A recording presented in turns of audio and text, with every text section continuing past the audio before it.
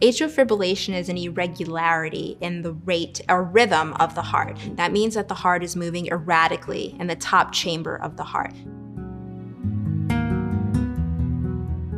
Atrial fibrillation is a type of arrhythmia. Arrhythmia is a general term, and there are different types of arrhythmias, and atrial fibrillation is just one of them, and is probably one of the most common arrhythmias in people over the age of 65. So we have 4 chambers or rooms in the heart. The top 2 chambers are called the atria, the right atrium and the left atrium. And the bottom 2 chambers, or the main pumping chambers of the heart, are the right ventricle and the left ventricle. In the right atrium, there's a group of cells called the sinoatrial node, and that's where the normal conduction system starts. And when that impulse has reached all the cells in the heart, that signifies the heart to pump, to contract. What happens with atrial fibrillation is those impulses can start from anywhere at the top of the heart. Because those impulses are coming from all different places, instead of contracting in one big pump, the heart actually fibrillates.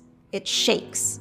And that's why it's called atrial fibrillation. So having high blood pressure, a previous heart attack, a previous stroke, heart failure, thyroid disease, are all things that can increase your risk for atrial fibrillation. Other risk factors include any evidence of structural heart disease, meaning if you have a valve condition, if you have an excess amount of alcohol intake. Also, sleep apnea can put you at a heightened risk of atrial fibrillation. Obesity can also cause atrial fibrillation as well. Some patients may not experience symptoms when they have atrial fibrillation, but if your heart rate is very rapid, you may experience symptoms, and the more common symptoms are palpitation, meaning your heart feels like it's racing. You may also experience shortness of breath. You may have chest discomfort, or you may feel lightheaded. Atrial fibrillation typically is first diagnosed by an electrocardiogram or an EKG. We put the leads onto your chest right above your heart, and we can actually see the heart rhythm. It's very common, and thousands of people have it and may not even know they have it. Being in the rhythm of atrial fibrillation can put you at a risk of a stroke, is what makes it really dangerous. Because this irregular beating of the heart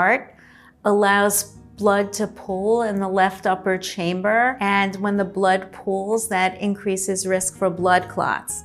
Those blood clots then travel to the brain, and that's what causes the stroke. If you have any symptoms that don't feel right, you should always go and tell your doctor, because it's very, very important for us to know if a patient is in atrial fibrillation, and you might not always know that yourself.